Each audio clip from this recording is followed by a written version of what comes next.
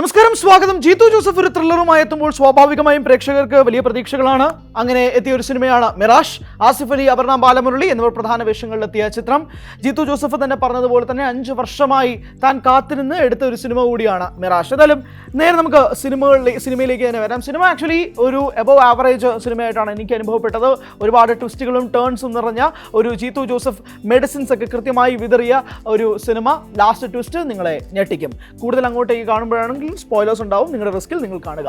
എന്തായാലും ആസിഫ് അലിയുടെ കഥാപാത്രം ജീത്തു ജോസഫ് സൂചിപ്പിച്ചതുപോലെ തന്നെ ഇത് ആസിഫ് അലിയെ കേന്ദ്രീകൃതമായി പോകുന്ന സിനിമയല്ല, അപർണ ബാലമുരളിയെ കേന്ദ്രീകരിച്ച് പോകുന്ന സിനിമ തന്നെയാണ്.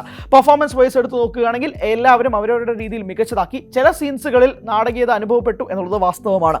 അപർണ ബാലമുരളി, ആസിഫ് അലി എന്നിവർ അവർക്ക് കിട്ടിയ വേഷം മികച്ചതായി ചെയ്തു. ഹന്ന ഒരു മിസ്കാസ്റ്റ് ആണോ അല്ലയോ എന്നുള്ള സംശയങ്ങളും ചർച്ചകളും ഒക്കെ ചിലപ്പോൾ തുടരാനുള്ള സാധ്യതയുണ്ട്. ഹക്കീം ഷാജഹാനും അഭിരാമും മികച്ച രീതിയിൽ തന്നെ അവരുടെ പെർഫോമൻസുകൾ കാഴ്ചവെക്കുകയും ചെയ്തു.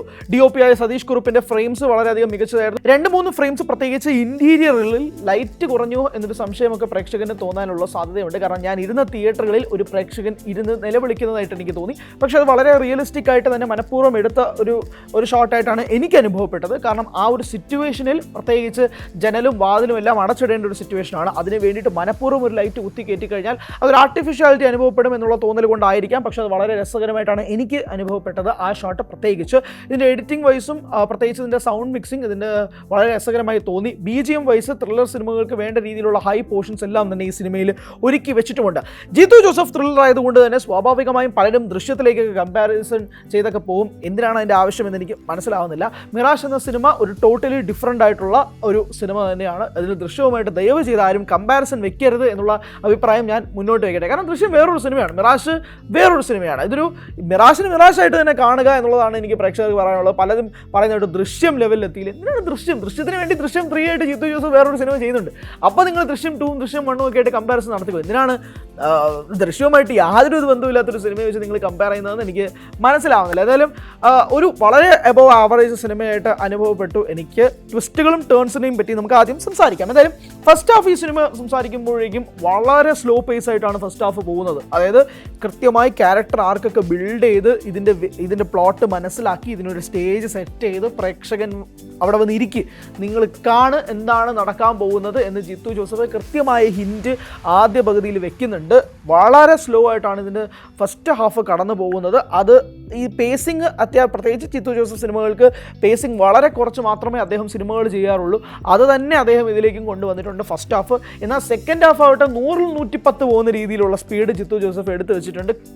ടക്ക് എന്ന് പറഞ്ഞാണ് സീൻസുകൾ കട്ട് ചെയ്ത് പോകുന്നത്. വളരെ ഫാസ്റ്റായിട്ട് പോകുന്നുണ്ട്. പ്രത്യേകിച്ച് റെസ്റ്റോറൻറ്റിനകത്തുള്ള ഗൺ സീക്വൻസ് എനിക്ക് വളരെ പേഴ്സണലി രസകരമായി തോന്നി. കാരണം വളരെ ഇൻട്രിഗിങ് ആയിരുന്നു. വളരെ സീറ്റ് എഡ്ജിലേക്ക് ആ സീൻ പിടിച്ചിരുത്താൻ എനിക്ക് ജീത്തു ജോസഫ് ഒരുക്കി തന്നു ആ സീൻ എന്നുള്ളതാണ് എനിക്ക് തോന്നിയത്. സെക്കൻഡ് ഹാഫിലാണ് ട്വിസ്റ്റുകളുടെ അയ്യരുകളി സംഭവിക്കുന്നത്.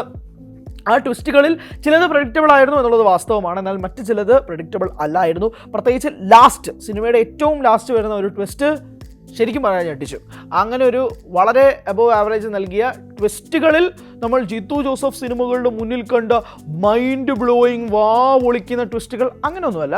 കുറച്ചൊക്കെ നമുക്ക് മനസ്സിലാക്കാൻ കഴിയുന്ന ട്വിസ്റ്റാണ്. എന്നാൽ ചിലത് Jeethu Joseph holds the card. ഇതൊരു പസിൽ പോലെ തന്നെയാണ് ഈ സിനിമ പോകുന്നത്. മിറാഷ് പോലെ തന്നെയാണ്. അടുത്തേക്ക് വരുമ്പോൾ ഒരു ഇല്യൂഷൻ പോലെ തോന്നുന്നത്. എന്നാൽ ഇനിയും ദൂരമുണ്ടെന്ന് മനസ്സിലാകുന്ന രീതിയിൽ കൃത്യമായ ആ ടാഗ് ലൈൻ സൂചിപ്പിക്കുന്നത് പോലെ തന്നെ ഈ സിനിമയുടെ തിരക്കഥയും അവർ ഒരുക്കി വെച്ചിട്ടുണ്ട്. 2 മണിക്കൂർ 32 മിനിറ്റാണ് സിനിമയുടെ ദൈർഘ്യം. ആദ്യ പകുതി സൂചിപ്പിച്ചതുപോലെ തന്നെ ആ ഒരു ലാഗ് മനഃപൂർവ്വം ജീത്തു ജോസഫ് ഇട്ടതാണെന്നുള്ളത് വ്യക്തമാണ്. അത് ചിലപ്പോൾ പ്രേക്ഷകന് ഒരു ലാഗ് അനുഭവപ്പെട്ടു എന്നൊക്കെ തോന്നിയാൽ പോലും തുടർന്നങ്ങോട്ട് സിനിമയുടെ പേസിങ്ങിൽ നിങ്ങൾക്ക് ഒരിക്കലും ലാഗ് ഉണ്ടെന്നൊന്നും പറയാൻ പോലും കഴിയാത്ത രീതിയിൽ ജീത്തു ജോസഫ് നിങ്ങളെ അടപ്പിക്കുന്നുണ്ട്.